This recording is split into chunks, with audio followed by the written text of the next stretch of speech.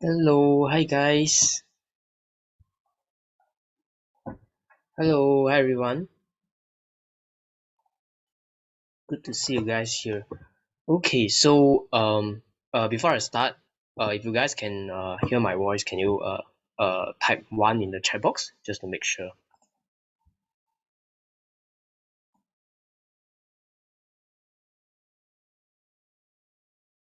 Hello, hi, thank you today. Okay, all right. So we'll start our webinar very soon. At 8 p.m. sharp. Okay. So today's topic is going to be quite interesting. It's going to be we're going to talk about AI. Okay, so we'll wait for more people to come in first, then we'll start our webinar very soon. Hi, Rolin. Thank you for the one number one.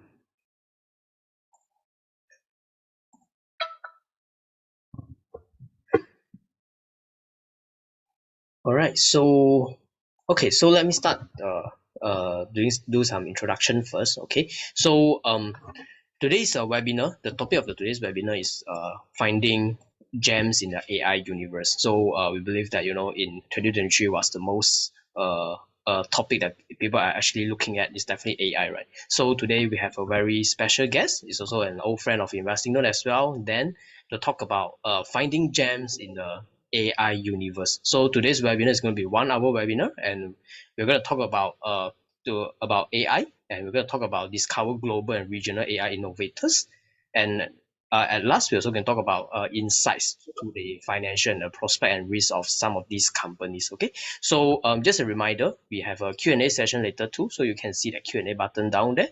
So if you have any questions, leave some question down, then our speaker will be address them at the end of the webinar. Okay, so before I invite Dan to come on as a speaker. So we do have a Telegram group, as you can see on the screen. Okay, so there's a QR code there.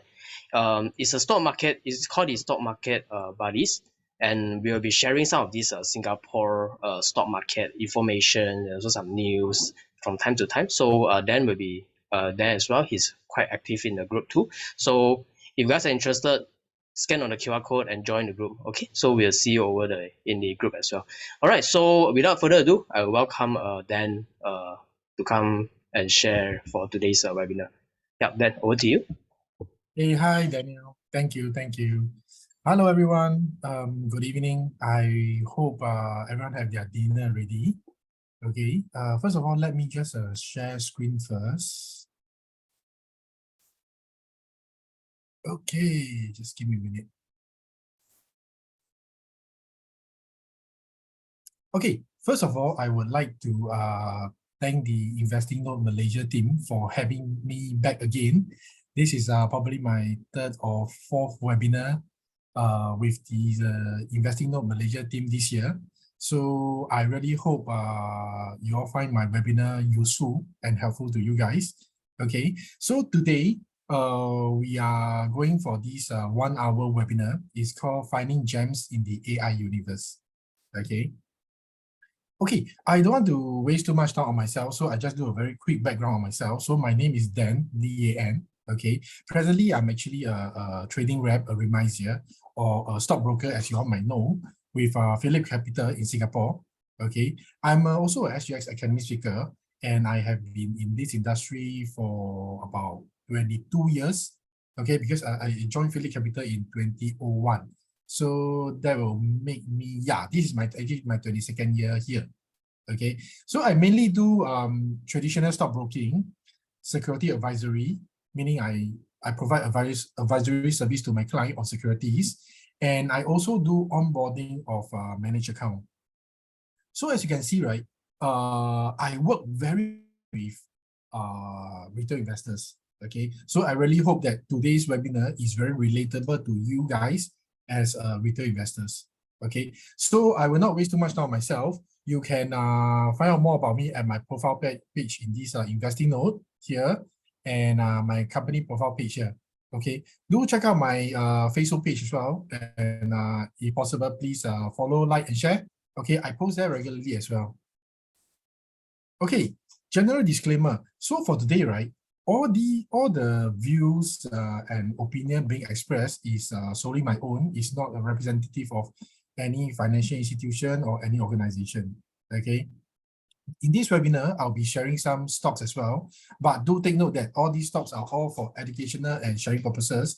It's not meant to do any stock recommendation. Okay. Lastly, in this webinar, there will be no marketing or promoting of any financial products or financial instruments. Okay, so this webinar is totally free. Okay. Okay, so today's topic is finding gems in the AI universe. Okay, but first of all, we must know what is AI. So AI, artificial intelligence. Okay, so if you go to Google, right, you go and type artificial intelligence. Okay, this is what you will see lah. Okay, the theory and development of computer system able to perform tasks normally requiring human intelligence, kind of thing, blah, blah, blah. Okay. So this one is actually, to me, it sounds very cheap, lah. Okay. Very technical. Okay. So to put it in a very layman term, right? Actually, AI is simply the science to make machines think like human, to act like human. Okay. So AI, it actually can learn and process large amount of data in which that we human being cannot. I mean, our brain is only so big.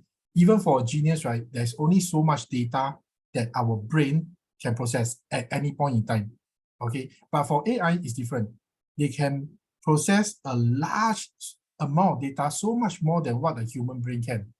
Okay, and they are able to do things like they can recognize pattern, they can recognize our human behavior, and use that to make decision and judge like a human being. Okay. Okay, so some example of AI. I'm sure a lot of you guys out there have social media, okay, be it whether it's Facebook, Instagram, or even TikTok.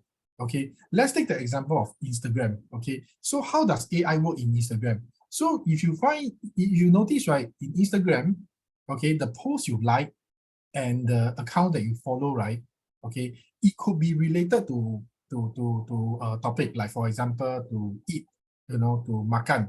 Okay, then you will find that after a while, right, all your posts in the news feed is all about eating. It's all about good place to eat, kind of thing. Okay, so this is actually the AI at work. So they learn from your behavior to know what is your like, what is what type of account that you're following, and from there they'll give you recommendation. They'll post it into your post feed, for you to get more information on your hobbies, your likes. Okay. AI is also available in, it's also used in e-commerce as well. Things like Shopee, like Instagram, So AI actually help to personalize the customer shopping experience lah. Okay, so they help to they go through your browsing history, the things you buy, they analyze and try to understand your preference, the thing that you like to buy, your trend, your purchasing behavior. And from there, right, just like social media, they'll push out recommendation for you. Okay, like for example, if I'm looking for a dining table, okay, then after a while, you'll see that the recommendation will come out with a lot of dining table and maybe even dining chairs, or maybe some things on the dining table, like a vase or something like that. So these are all AI at work. Okay, and AI is actually also at work in chatbots. Okay, in Malaysia, right, I'm not too sure whether chatbot is very popular there. But in Singapore, right, I can tell you, chatbot is very, very popular now. So in the past, right, if I want to do some banking, okay, like for example, I want to waive my credit card annual fee. Okay, I have to call up the bank, okay, and wait for a while, press 1, press 2, press 3, before I get to a person, then I will request for a waiver. But now, right, the moment you call up, okay, they will give you a link. They will say, do you want to use our chatbot? If yes, please press 1. So you press 1, right, they'll give you an SMS with a link, and you click on the link, they'll actually bring you the chatbots.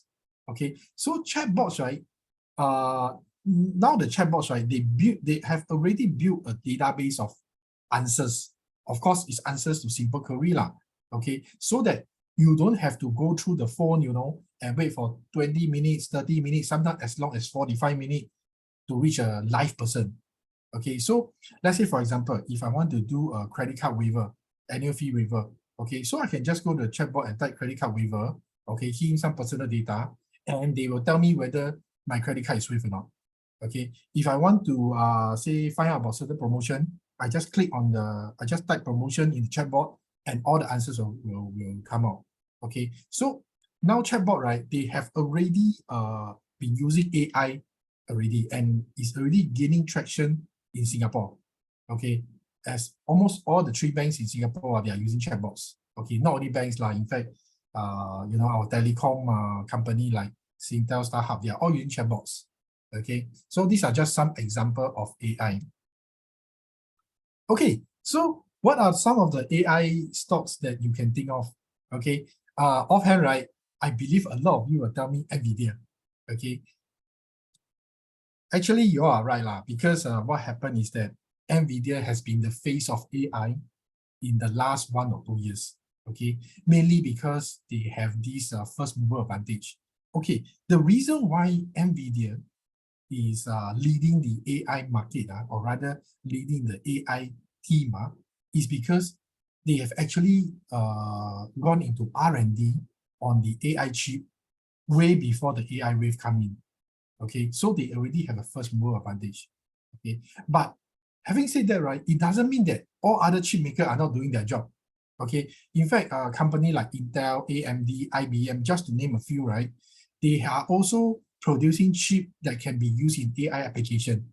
It's just that the technology may not be as advanced as NVIDIA at this point in time.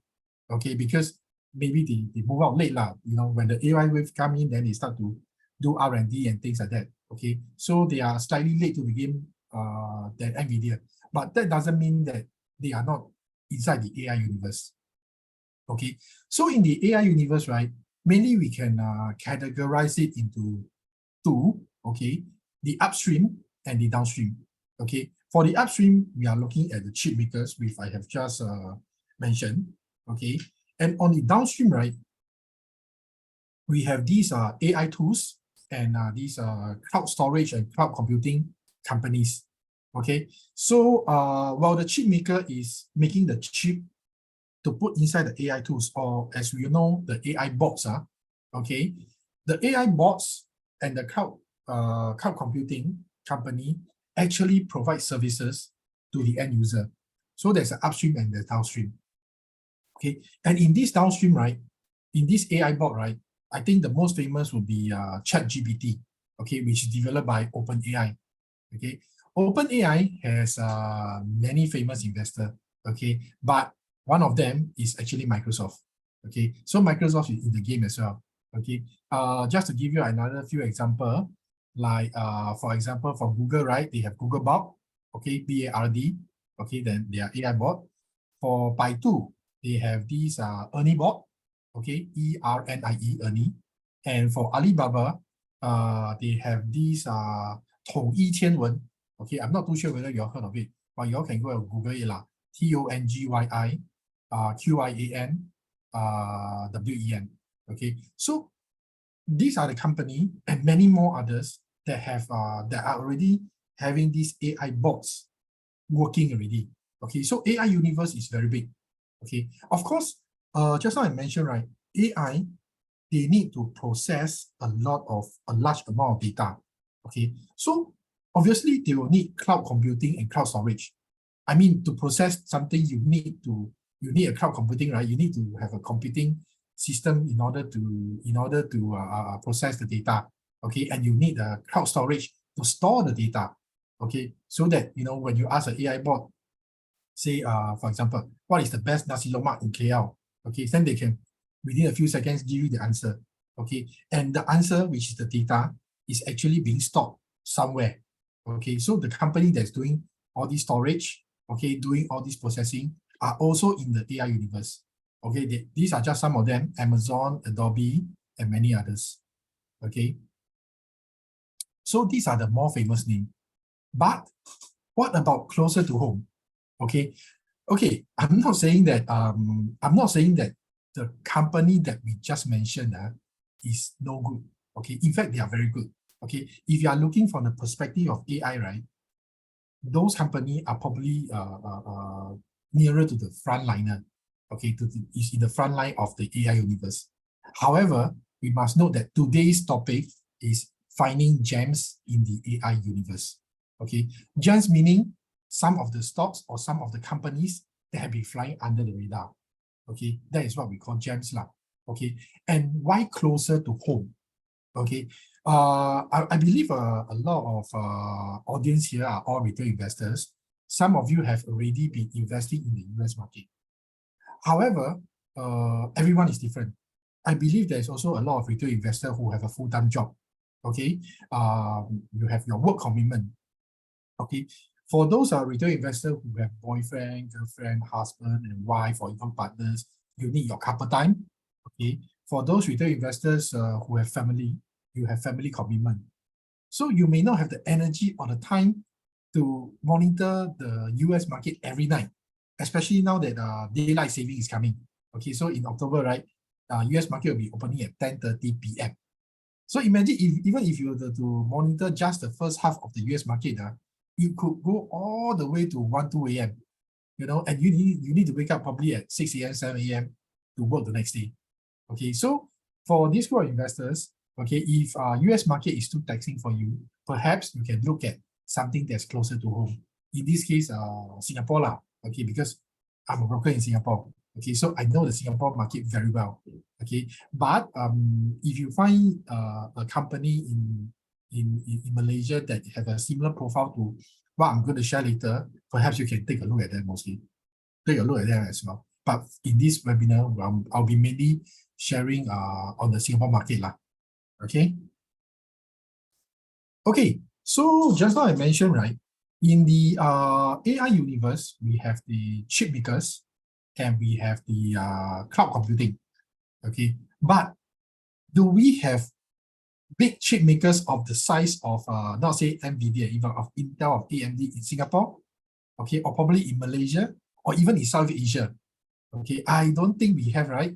I mean, the biggest chip maker that we have in Asia is probably in Taiwan, okay, TSMC. Okay, but in Singapore, right, we do have suppliers to all these chip makers, okay, which I'll come to that later. Okay, obviously, in this part of the world, we don't have a company of a big size in terms of cloud computing. Okay, but what we have in Singapore or rather on the Singapore Stock Exchange is we have data center REITs. Okay, we have data center REITs. So I will be covering mainly these two. Okay. Okay, supplier to chip makers. So in Singapore, right, there is actually quite a few company that is involved in the semiconductor industry as a whole. Okay, but more in terms of popularity, in terms of prominence, okay, usually we will say there are 3 very popular chip plays in Singapore market, as in 3 semiconductor plays are PLAYS, okay, in Singapore Exchange. Okay, that is AEM, UMS, and Franken. Okay, for AEM, they supply to Intel. Okay, and for UMS, right, their major customer is Applied Material. And for Franken, their major customer is actually ASML. Okay, obviously due to time constraint, right, I won't be able to go through all 3 companies. Okay, so today I'll be mainly touching on AEM. Okay, but that said, right, I'm not saying that UMS and Franken is not good. Okay, if you go and look at the chart of UMS and Franken, right, they are actually not too bad lah. Okay, they are actually not too bad. But from a perspective of AI, right, okay, from the perspective of an AI wave, I just want to zoom in on this AEM, and I will let you know later why. Okay, so what is AEM doing? So AEM is actually in the business of semiconductor testing and handling. Okay, so they design, engineer, and manufacture the test handlers for the chip makers. Okay, so what happened is that when the chip makers, right, in this case Intel, because Intel is their major customer, okay, when Intel manufacture a chip, okay, produce a chip, they need to test the chip. Okay, so they will send the chip to companies like AEM to have them tested, make sure they can work, okay, before they push it downstream. Okay, so that is what AEM is doing lah. Okay, so coming back to the question, why do I want to showcase, or why do I want to share AEM instead of UMS and Franken today, is because I believe that other than NVIDIA, right, the closest rival to NVIDIA could probably be Intel, okay? Or rather, Intel may be a closer rival to NVIDIA than ASML or even Applied Material, okay? So don't take my word for it. So this is the article that I just extract out just last week only, okay, 14th of September. So Intel is also a beneficiary of the AI wave, okay, as you can see here, okay. So for these analysts, right, so he was saying that actually Intel is already producing chips for AI application, okay. And if I'm not wrong, the chip's name is called Gaudi, okay, Gaudi, Gaudi. So if you go and Google Intel Gaudi versus NVIDIA, okay, you can see that actually Intel Gaudi is not too far off, okay, it's not too far off. Of course, it couldn't exceed NVIDIA at this point in time lah, that's for sure, because NVIDIA has been doing R&D for so many years already, okay. But according to the analysts, we could probably see a meaningful contribution to the revenue in 2024 for Intel, okay. So we are looking forward, okay, forward into next year. Okay, let's take a look at these AEM financials. Okay, first of all, I have to admit that these AEM financials are not exactly very pretty lah. Okay, it's actually quite, I mean, I won't say it's quite bad lah, but it's bad lah, it's bad, but it's not like it's in trouble, because they are still making profit. Okay, it's just that the profit dropped a lot lah. Okay, so according to the latest first half 2023 financials, right? Sorry. So according to the latest 1H23 financial statement, the revenue dropped as much as 50% due to the weak semiconductor industry. Okay, so this is actually what is happening now. Okay, so in this year, right from the start of 2023, not to mention it's only the first half, even until now, we are still seeing the problem. That is, in this semiconductor industry, we have a inventory glut. Okay, meaning there's a surplus of inventory. There are too many chips inventory in all these chip makers. So they lead to lower test equipment utilization for companies like AEM. Obviously, because you already have a lot of chip in your inventory, so naturally you'll produce less. And if you produce less, you test less. And if you test less, it will hit those downstream companies like AEM. Okay, and because of this, right, the earnings also dropped 76.2%, okay, mainly due to weaker margins and higher than expected expenses. Okay, they also actually reduced their revenue guidance by around 5% for the year 2023. Okay, I want to emphasize, okay, this revenue guidance is for 2023. Okay, I will come to that later why I want to emphasize on this point lah. Okay, so overall, the balance sheet is still healthy, okay, with a total asset of about close to 800 million as of 30th of June 2023. Okay, so now coming back to just now the financials, right? Maybe you'll ask me, hey, Dan, since AEM financial is no good, why are you sharing this with us? Okay, well, that is because as much as financial are very important, earnings are very important, okay, because they tell us what is the state of the company at this point in time, okay, what they have done in the past half a year in 1H, okay, but what I'm trying to do here is to look in the future, because the stock market is always forward looking. Okay, so earnings are just past performance. Okay, there are actually some case for optimism. Okay, for AEM. Okay, mainly there are three lah. I will come to that. Whether it's company specific or whether it's company specific. Okay, so in terms of company specific, right? Okay, so what happened was that back last year in 2022, early 2022, AEM actually has a confidential arbitration case against them. Okay, so it's confidential, so we don't have much information on it. But long story short, okay, 2 months ago on the 30th of July, they have already announced that this arbitration case will be settled. Okay, so they will be paying US 20 million to settle the case. Okay, without any finding of or admission to liability or breach of any regulation and things like that lah. Which means that in simple term, it means they are not guilty lah. Okay, they just want to settle the case. Okay, and this settlement is final already. Okay, so what as you can see, so what the CEO of AEM said, we decided on the settlement so that we can firmly clarify our competitive position in the market and put this matter behind us so that it does not disrupt our operation, business strategy, and our product offerings. Okay, so in simple terms, what they are saying that, okay, we have finally come to a closure. Okay, this case is over already, because this case has been impacting on the AEM prices for the past 1.5 years.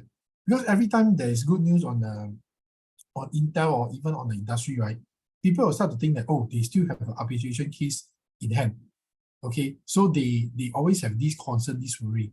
Okay, but now it's already settled, or rather it's going to be settled. The settlement is final already.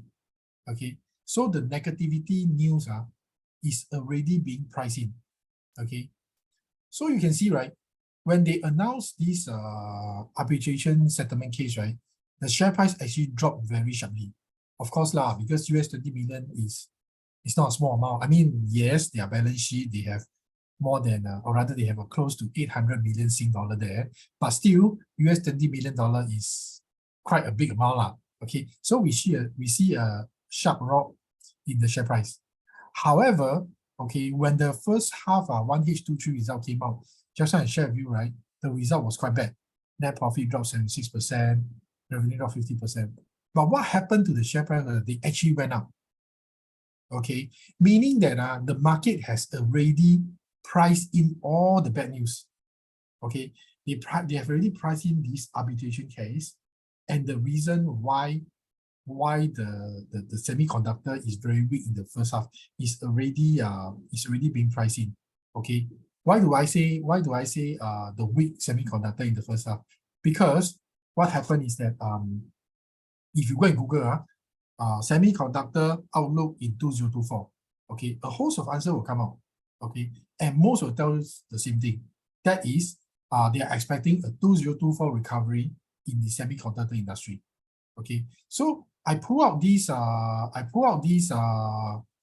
me see, I pull out this article, okay, from SEMI, okay, just I think a month ago. Okay, so SEMI is actually it's actually an association now. Okay, so it's an industrial association that represent the the tech side, the electronic manufacturing and design supply chain.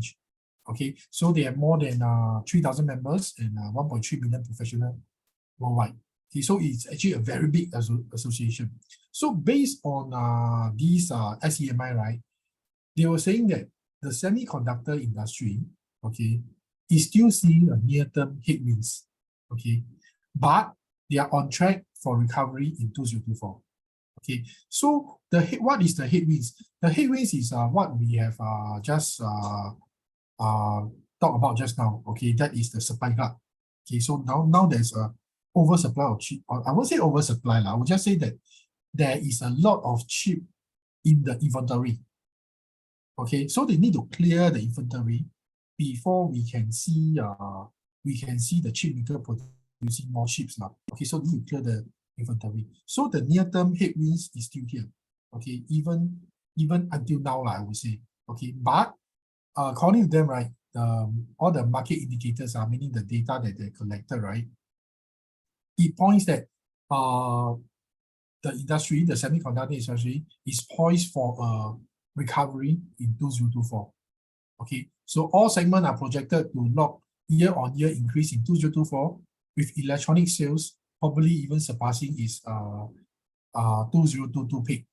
Okay, so the outlook in a sector, from a sector perspective, not a company's perspective, from a sector perspective, the outlook of the semiconductors industry is actually quite good in 2024.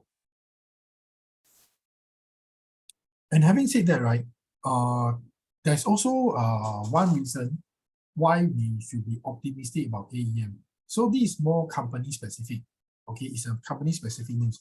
So just now I mentioned, right, Intel is actually the major customer of AEM. Okay, so just last month, only 24th of August, Intel has already come out to say that they are going to build its largest 3D chip packaging facilities in Penang. Okay, in Penang, Malaysia. Okay, this is not only going to be the largest, but they are also going to be the most advanced 3D chip packaging. Okay, so this is something big. Okay, it will be, I think it will be completed in 2025, if not wrong. Okay, and so coincidentally, right? Okay, actually AEM already have a manufacturing plant in Penang, and that was way back in January this year. Okay, so in Chinese, right, there's this term called 近水楼台先得月. Okay, loosely translated, it means that the one that is nearer will stand to benefit. Okay, so can you imagine that if Intel is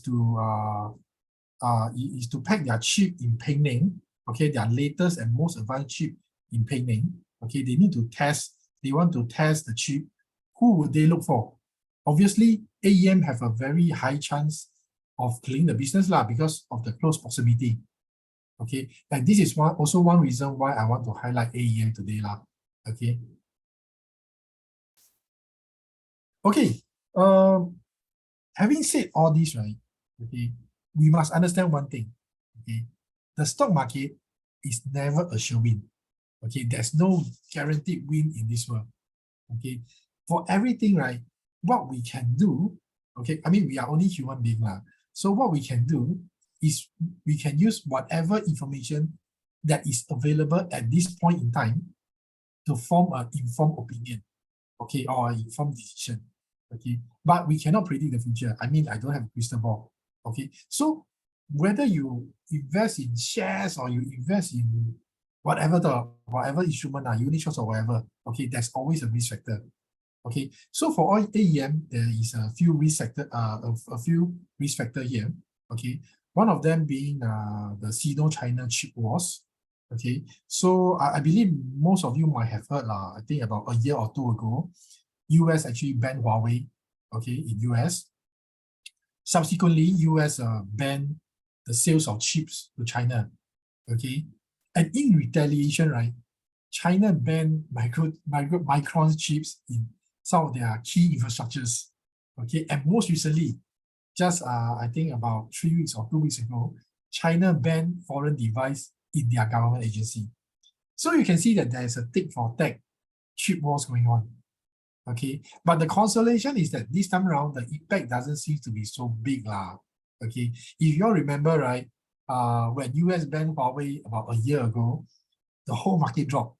Okay, the US market dropped. I mean, the chip maker dropped, kind of thing. Everything dropped. Okay, but this time around, right, when China banned foreign device in government agency, well, yes, maybe Apple dropped for 2-3 days or 3-4 days. Okay, then news came out that there is a great demand in China for iPhone 15. Okay, so much so that Apple need to delay delivery to them. Okay, and since then Apple has been stabilizing already no more dropping So the impact this time around in terms of all these tit for tat, Sino-China geopolitical tension is I would say is not as big as before based on what we are seeing now. Okay, but it's still a risk factor that we should be looking at. Okay. Of course, we also have to be concerned about the headwinds in semiconductor outlook. Okay, like just now, as I have said earlier, there is currently a surplus of inventory for the chip makers. Okay, and news also just came out about 2 weeks ago that TSMC has asked their major supplier to delay deliveries because of demand concern. Okay, so as much as association like SEMI and other market watcher was saying that there is a recovery in 2024, okay, we still need to monitor the situation now and then. Okay, we still need to keep ourselves at the toe, keep ourselves standing on the toe. Okay, so we still need to look out for any headwinds in the semiconductor in the near term, see whether they will deteriorate or not. Okay, so that is one risk factor that we may want to take note of. Okay. Okay, another risk factor for AEM is actually single customer concentration. I have mentioned a few times, okay, Intel is the biggest customer for AEM. Okay, Intel contribute more than 60% of AEM's revenue. Okay, so Intel is basically like a big brother to AEM lah. Okay, so as much as I believe that Intel is one of the closest rival to NVIDIA, but I cannot predict the future, you see. What if there's a change in management? What if there's a change in company direction of Intel and end up Intel losing out in the AI chip war? Okay, then that will be bad for AEM lah. Okay, of course, that is a bit drastic lah, but I still have to highlight that will be a risk factor lah. In the scenario that Intel lose out on the AI chip race. Okay. Okay, so let's move on. Okay, so just now I was talking about supplier to chip makers, right? Now let's take a look at these data center risks. Okay, before I proceed, right, I need to clarify two things.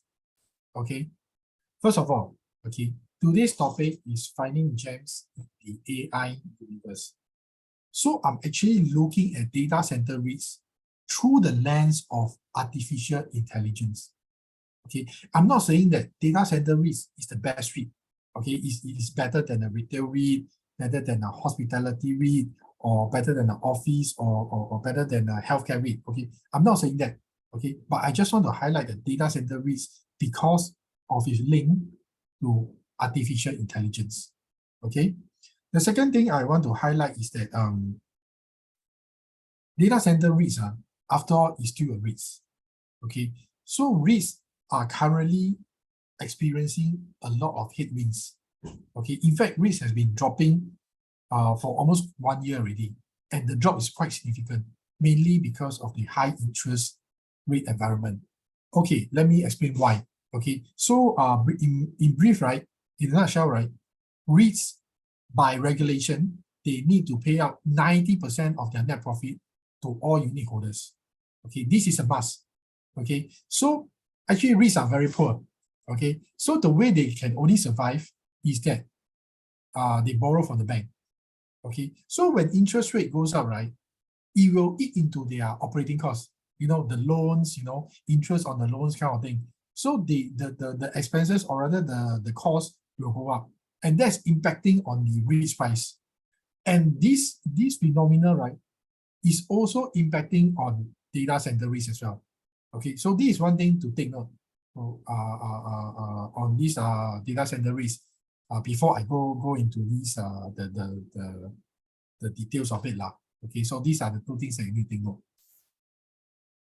Okay, you may ask, why data center REITs? So in a nutshell, right, this article actually I just take out about 3 weeks ago.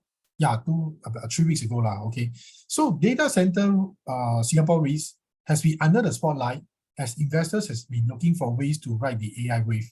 Okay, this is taken from Business Time. Okay, so according to the article, right, the release of ChatGPT last November. Please remember this date because you will see that this is the time where most of the AI wave start to gain traction now. Okay, so the release of ChatGPT has led to a surge in demand for data center as well as the REITs that invest in them. Okay, and according to some research, JLL research, okay, the rise of these AIs will bolster demand for data center worldwide. Okay, and is accordingly, right, these rapidly expanding data will be accelerating growth and drive investor interest in these data center REITs, even though there are some headwinds at this point in time. Okay, this is basically what the article means. Okay. Okay, so in Singapore, there are 4 REITs, okay, that have data center in their property under management. Of course, I won't be going through all 4 due to time constraint. Okay, but because today our topic is on artificial intelligence. Okay, so I just want to look at pure data center play. Okay, pure data center REITs. Okay, so that will close out Mapletree Industrial Trust and Ascendant Suite. Okay, Capital Ascendant Suite.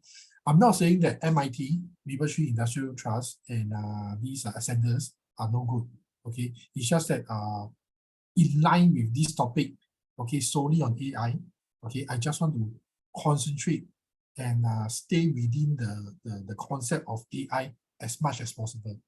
Okay, so in Singapore, right, we only have Keppel DC REIT, Keppel Data Center REIT, and DG Core REIT as the pure data center play in Singapore.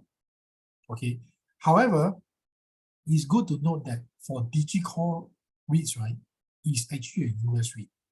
Okay, US REIT has been performing very, very, very badly in Singapore. Okay, so much so that in 2023 year to date, right, the 3 worst performing REITs, right, are actually all US REITs. Okay, Manulife US REIT, Prime US REIT, Keppel Pacific Oak US REIT. Okay, they are 3 of the worst performing REITs on the stock exchange year to date. Okay, why? Because in US, right, the property valuation have been dropping, and I think even for Manulife US REIT, right, they are even at the risk of going underwater. Okay, so I feel that I don't want to touch into US REIT at this point in time, so that will cancel out this. Okay, so today I will just share a bit on this Keppel DC REIT.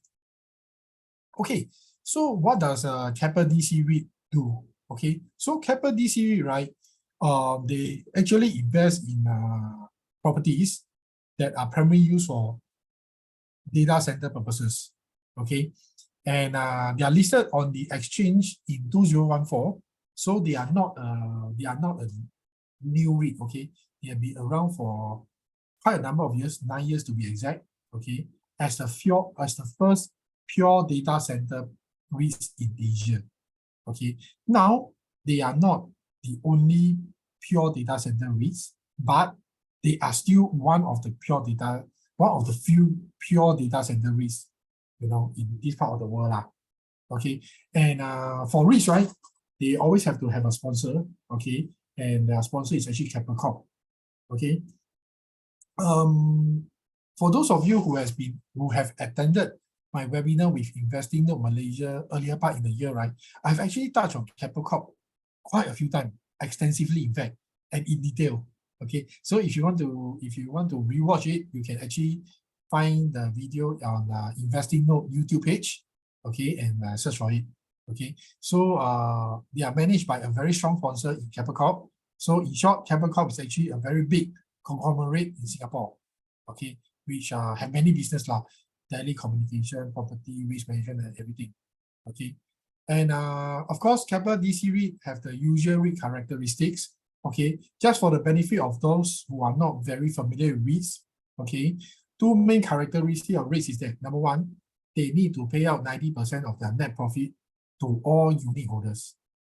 Number 2, their gearing, which is their debt ratio, their leverage ratio, cannot exceed 50%. Okay, so these are the 2 main characteristics of REITs, and these 2 also applies to Keppel DC REIT.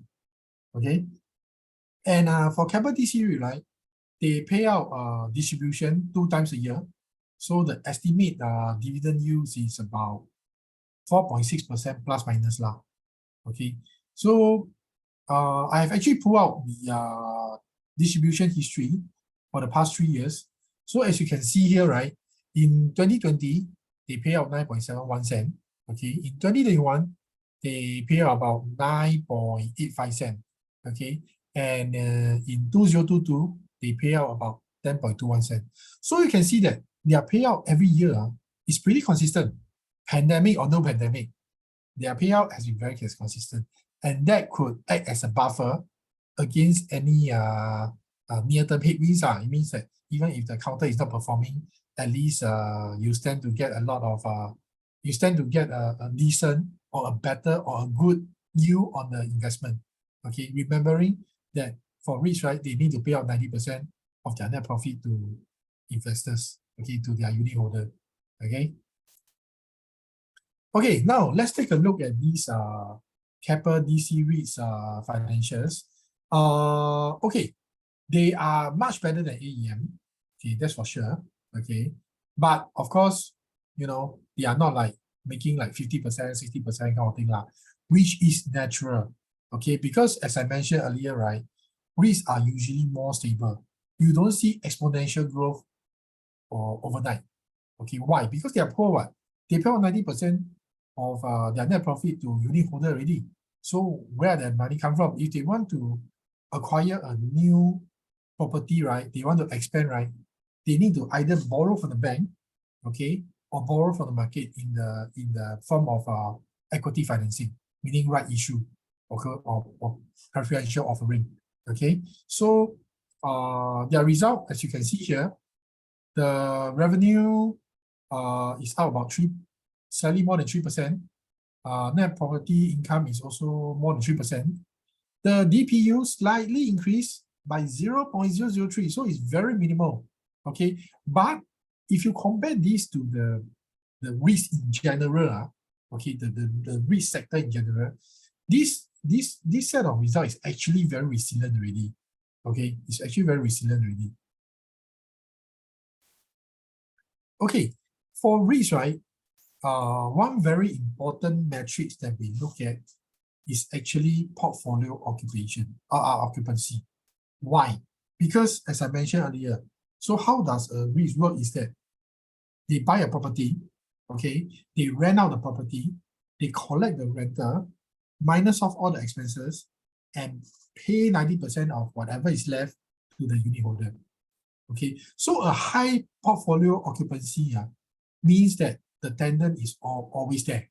Okay, especially at 98.5%. It means that it's almost close to full utilization of the space in the property already. Okay, and with that, right, they will collect the rental, more rental. So if you only have a portfolio occupancy of say 50% or 60% or 70%, it's not efficient because your property is so big, but you only rent out 70%. So a higher portfolio occupancy will always be more desired. And in this case, right, Keppel DC REITs, they have quite a high one, quite a high occupancy rate of 98.5%. Okay, with a long portfolio WALE of 8 years. Okay, what is WALE? WALE is weighted average lease expiry. Okay, it means that you know, right, when you rent to a tenant, right, you sign a lease.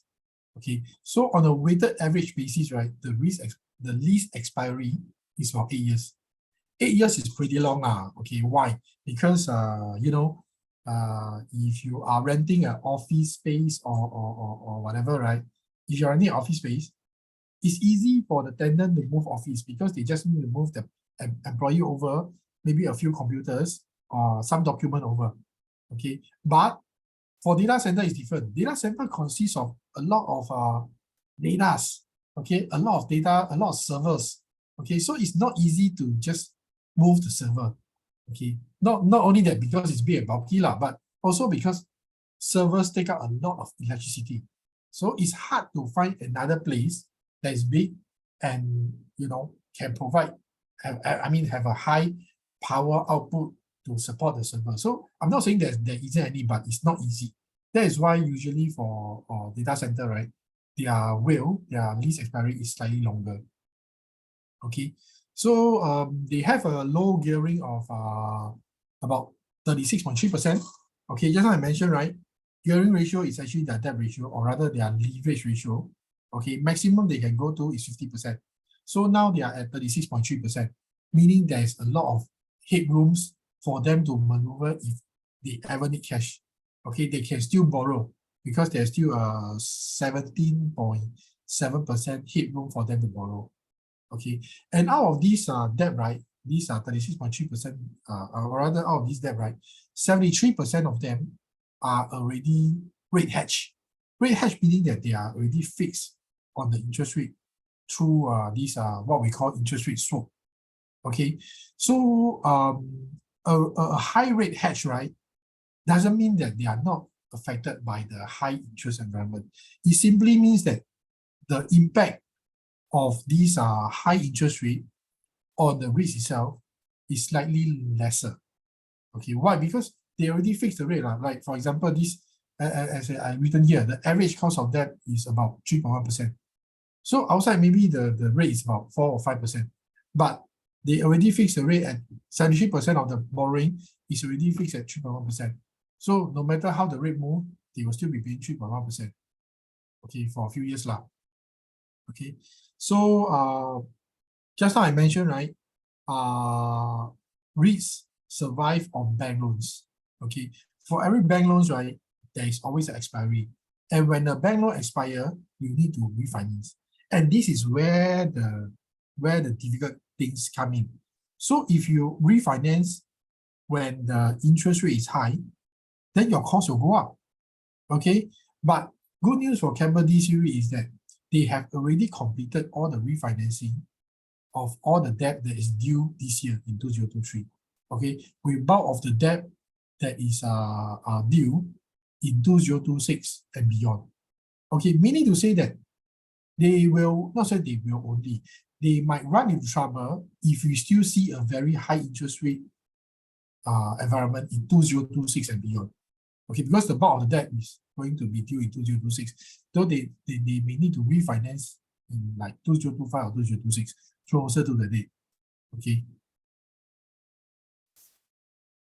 Okay, case of optimism for Keppel DC REIT. Okay, I mentioned just now, okay, it's one of the very few pure data center play to ride on this AI wave.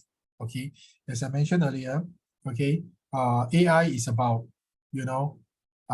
processing and learning and processing the data so that they can help to answer the queries of the end user.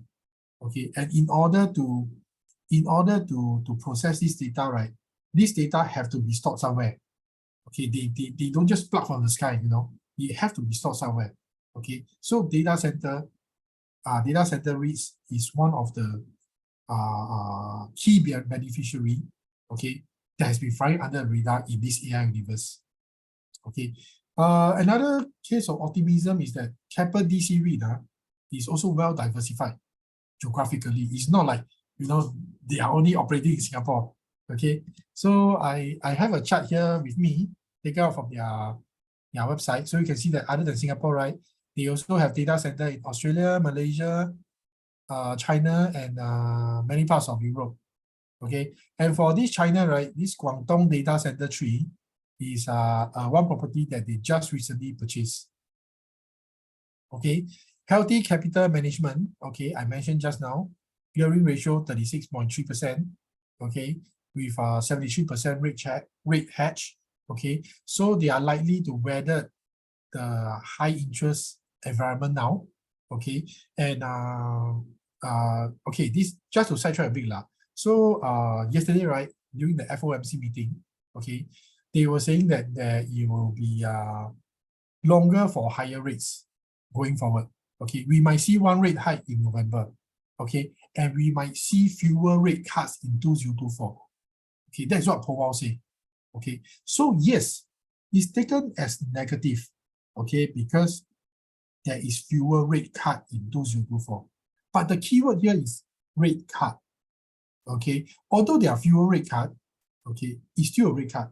So what I'm trying to say is that going forward, right, we might be de-escalating from this high interest environment. Maybe slower, okay, but definitely we might be seeing a peak of these rates soon now. Okay, that's what I'm trying to say. Okay, so I can't put my head on it, but it's unlikely, okay, that the high interest rate will persist all the way to 2026. I'm not saying that it cannot be, but based on my personal opinion, I don't think it's likely. Okay, I don't think it's likely. Okay, another case for optimism is that Keppel DC REIT, they have a very strong sponsor. Okay, as I mentioned just now, okay, Keppel Corp is a very big conglomerate in Singapore. Okay, and they have this project called Vision 2030, which I have explained extensively in my webinar with Investing Note Malaysia in the earlier part of the year. Okay, as I said, you can go to the YouTube page. Yeah, to take a look, to watch it. Okay. Anyway, long story short, okay, the Vision 2030 emphasize on sustainability and recurring income. And Keppel DC REIT will be playing an important part, okay, in their march towards this Vision 2030. Okay, so the support is there, the potential is there, okay, the financial health is there. Okay, so this is definitely one stock that you may want to take note of. Okay, because they have been flying under the radar also. Okay, obviously, there's also risk factor. Okay, high interest rate environment. Yes, they can weather high interest rate environment, but as I mentioned earlier, if they are looking to grow, they want to acquire new property. Okay, the new property will be costly. That's for sure. Okay. Second risk factor, high utility cost. If you all have known, right, ever since the Ukraine war, right, energy price has been soaring. Okay, especially India. Okay, I don't know why India, but the energy price has been soaring. Okay, so data center, the server, they need a lot of electricity. Okay, and these high utility costs, right, will be adding operational costs to the REITs itself. So this is something that we want to think of. I mean, if energy cost is going to skyrocket by another 100 or 200%, obviously that will have an impact, adverse impact on Keppel DC REITs. Okay, so the third risk factor is that just now I mentioned the Guangdong Data Center 3 is a recently acquired property. So there's actually a final payment upon the completion. Okay, it's expected to take place in this quarter or next quarter. So when that happens, right, just now I mentioned already, REITs are very poor because they already pay out 90% of their profit to shareholders. Okay, so what they can do is they go into the market and borrow. Okay, equity fund raising, which means that they issue right issue. So when they issue a right issue or preferential offering, that will dilute the share and cap the share price down. Okay, so that is something to take note also Okay, and of course competition. Okay, yes, Keppel DC REIT is a pure data center REIT. It's one of the few in Asia. Okay, but there are already report that in Johor, okay, in the Iskandar region, okay, they are already, or rather the Malaysian government is already considering the construction of data center in the Iskandar region. Okay, so that might prove some competition for Keppel DC REIT in time to come. Of course, I don't know when, because this is just a possibility. I mean, if some very big company come and set up data center in JB, obviously the impact to Keppel DC REIT will be bigger. Okay, so it really depends on how fast that happens, or if it happened anything at all. Okay. Okay, so with that, right, I almost come to the end of my webinar, but I just have two key things that I want to share before I end my webinar. Okay, that is, there is no 包价 in this world. Okay, there's no sure win, there's no guaranteed win, there's no guaranteed in this world. Okay, I have to prefect that I am very bullish on the AI team. Okay, but that does not mean that the AI team will be here forever. or it will realize their potential in the next few years to come. Okay, we can never predict the future. I can give you a very good example. Just about 2 years ago, I think 2 or 3 years ago, there's a big hoo-ha about these metaverse. Okay, so much so that even Facebook changed their name to Meta platform. But what happened to metaverse? Okay, we hardly hear anything about metaverse now. Okay, and for that matter, right, we also hardly hear about NFTs. I mean, yeah, they are still around, but they are not as much talked about as they were lah. So at this current point in time, I feel that there are a very huge potential in AI. Okay, but we will never know what happened in the future. So this thing is something that we also need to be aware of. Okay. Okay. Last thing to take note is that the whole webinar today, okay, all the stocks that I share, all the information that I share is looking through the lens of AI, okay, of artificial intelligence. Okay. There are also other factors that might affect the stock that I mentioned. Okay, like for example, if there is let's say for example, wow, suddenly say, oh, they want to increase the rate for another, until 6%, 7%, 8%, 9%. Obviously, even though the AI team is very promising, that will impact on the capital DCB. These are some things that is not being covered in this webinar lah. Okay, so these are the things to think of. Okay. Okay. So with that, right, I've come to the end of my webinar. Okay. These are my contacts. So if you want to connect with me, okay, you can use your handphone now and scan the QR code on the bottom right hand corner to add my handphone to your handphone, or rather my handphone number to your phone. Okay. And with that, I think I come to the end of my webinar. And really, I want to thank all of you for sitting through this 1 hour with me. And I really appreciate it. Okay. Thank you. Back to you, Daniel. All right, thanks, Dan. Okay, so before we end our webinar, just let me do a quick screen sharing. Just a moment. Okay, so as you guys have heard from Dan, he's been sharing a lot of about Singapore market. So let's say if you guys are interested to invest in Singapore market, you guys can actually refer to these few brokers here. Okay, so these are the Malaysian brokers that have provide service in Singapore market. Definitely, I mean, Dan himself is also a reminder. So let's say if you guys interested to invest in Singapore market, you can refer with Dan as well. He will definitely help you guys to provide this kind of service, right? Yeah. So then if you want, you can leave down your investing note or your contact in the chat box so that they can contact with you. Sure. Just give me a minute. Sure. Thanks Daniel for the shout out. Yeah. Sure. How do I? There's a chat button Yeah, but down I don't there. think I can type anything. Yeah, I don't think I can type. As a panelist, I don't think I can type anything. But no problem. So I tell you what. So everyone here, if you want to connect with me, just go to investing note. Okay. All my contact is all there. Okay. Yes. Dan is very active in investing note too. Yes, I post that So almost every day. So it's in yeah. the Active Trader Club. Okay, it's free to join. Just join, or you can just look for me by typing my name, then underscore Chang. Okay, and you'll go to my profile. Yeah. All right. Thanks, Dan. All right. So let's go to the next slides. Okay. So as mentioned, like at the beginning of the webinar, we do have one Telegram group which is called Stock Market Buddies. Dan is also inside. You can contact him in Telegram too if you guys want. And also, we are also the largest investor community in Singapore and also in Malaysia. So, if you guys are interested in Singapore market, just join Investing Note as well. Just create an account. It's a free platform. There you can meet some of these Singapore retail investors and also professionals there as well. Okay.